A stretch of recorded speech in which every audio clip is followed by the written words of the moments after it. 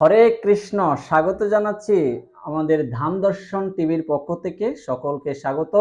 মহাভারত সিরিজে এই পর্বে সকলকে এই ভিডিও দর্শন করার জন্য, শ্রবণ করার জন্য বিশেষভাবে অনুরোধ করছি। তো গত পর্বে আপনারা শুনেছেন যে কিভাবে দৃষ্টদ্যুম্ন সহ এবং দ্রৌপদীর পুত্রগণ এবং মহাভারতের মধ্যে পঞ্চ পাণ্ডবদের পক্ষে সমস্ত সৈন্যরা ভূপাতিত হয়েছিল, নিহত হয়েছিল। তা ভগবান শিবের কৃপায় কে সেই শক্তি লাভ করেছিল? অশ্বত্থামা। সেই শক্তি সমর্থিত হয়ে সকলকে বধ করার সেই খবর কাকে দেন? দুর্যোধনকে। এবং সেই ভিডিওটা আপনারা দেখেছেন। আজকে আমরা আলোচনা করব সেই সুখে, অর্থাৎ যারা নিহত হয়েছিলেন তার সুখে কিভাবে পঞ্চ পাণ্ডব সহ দ্রৌপদী কিভাবে ভূপাতিত হচ্ছিলেন, কিভাবে ক্রন্দন করছিলেন এবং তিনি কিভাবে প্রয় উপবেশন করেছিলেন। দ্রৌপদীর প্রয় উপবেশন আজকের সিরিজে সকলকে স্বাগত জানাচ্ছি। তো আজকে আমরা আলোচনা করব যে আপনারা জানেন যে দৃষ্টদ্যুম্নকে বধ করেছিলেন মধ্যরাতে এবং দ্রৌপদীর পুত্রগণকে মধ্যরাতে বধ করেন এবং মধ্যরাতে বধ করার পরে অশ্বত্থামা সেখান থেকে চলে যায়। একমাত্র পঞ্চ পাণ্ডবদের পক্ষে কয়েকজন মাত্র বাকি। সেখানে সাত্যকী জীবিত ছিলেন এবং দৃষ্টদ্যুম্ন সারথী ছিলেন। তারপর আরো ছিলেন হচ্ছে পঞ্চ পাণ্ডবরা ছিলেন এবং ভগবান কৃষ্ণ, এরা সকলে জীবিত ছিলেন। এমতো অবস্থায় তারা সকাল যখন, যেহেতু নিহত হয়েছেন সকলে, এখন সকাল হতে হতেই আরেকটা শিবিরে ছিলেন হচ্ছেন পঞ্চ পাণ্ডবরা। সেখানে গিয়ে সাত্যকী বেঁচে ছিলেন। সেই সাত্যকী গিয়ে খবর দিয়েছেন যে দৃষ্টদ্যুম্ন সহ দ্রৌপদীর পুত্রগণ সকলে নিহত হয়েছেন। এবং সেই কাজটা, সেই অন্যায় কাজটা করেছেন কে? মধ্যরাতে কোনো ক্ষত্রিয় কিন্তু কোনো যুদ্ধ করেন না এবং সেখানে তিনি অনাদরে এবং আইন ভঙ্গ করে তিনি হত্যা করেছিলেন। তখন এই হত্যা হওয়ার পরে তিনি জানাতে গিয়েছিলেন যুধিষ্ঠির মহারাজকে। এমত অবস্থায় রাজা তখন জয় হয়ে গেছেন, পঞ্চ পাণ্ডবরা জয় হয়েছেন। লাস্ট মুহূর্তে তারা তিনি অশ্বত্থামা এই বধটা করেন, এরকম নৃশংস হত্যাটা করেন। তো এই ধরনের কুকর্মজনিত কাজ করেছেন, সেটা যুধিষ্ঠির মহারাজকে জানায়।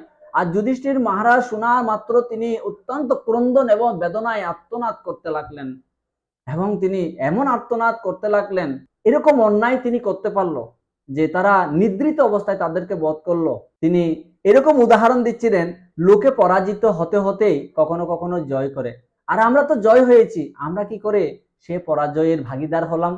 তখন যুধিষ্ঠির মহারাজ বললেন যে ভীষ্ম, কর্ণ এবং দ্রোণ এত বড় বড় যোদ্ধা ছিলেন, সকলের থেকে মুক্তি লাভ করেছিলেন, তারা অশ্বত্থামা থেকে তারা মুক্তি পেলেন না। তখন তিনি উদাহরণ দিতে গিয়ে তিনি বললেন, কখনো কখনো ধনী বণিক পরিবারের কোনো লোকেরা ছোট ছোট সরোবরে কি করতে যান? নৌকা বিহার করতে যান। তাদের অসতর্কতা বশত তারা সেখানে নিমজ্জিত হয়। ঠিক একইভাবে আমার পুত্র এবং পৌত্ররা তারা কি হয়েছে? নিমজ্জিত হয়েছে। তা আমি দুঃখ পাচ্ছি না আমার পুত্র এবং পৌত্রদের জন্য, কিন্তু তারা তো স্বর্গ গিয়েছে। কিন্তু আমি কি করে বুঝাবো যে ভাগ্যহীন দ্রৌপদীকে কি করে বুঝাবো? দ্রৌপদীকে বুঝানোই যাবে না, সে এত বেদনায় ব্যতীত হবেন, আমি কি করে তাকে এই খবরটা আমি তাকে দেব?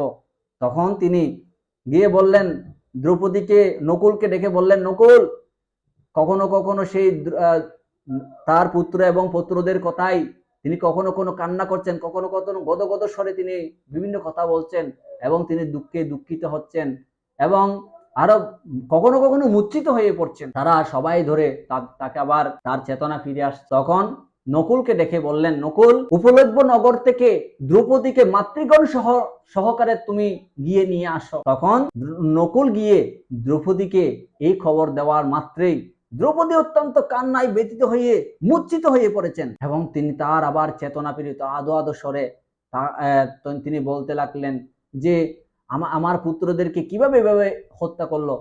যাই হোক, তাকে মাতৃগণ সহিতে সেই শিবিরে নিয়ে এসেছেন, সকলে একত্রিত হয়েছেন। দ্রৌপদী বলা শুরু করেছেন রাজাকে, তুমি তো ক্ষত্রিয় নীতি অনুসারে তুমি যুদ্ধ করেছ, কিন্তু তুমি কি করে পারলে আমার এই যে আমার পুত্রদেরকে জমদেরকে দান করতে?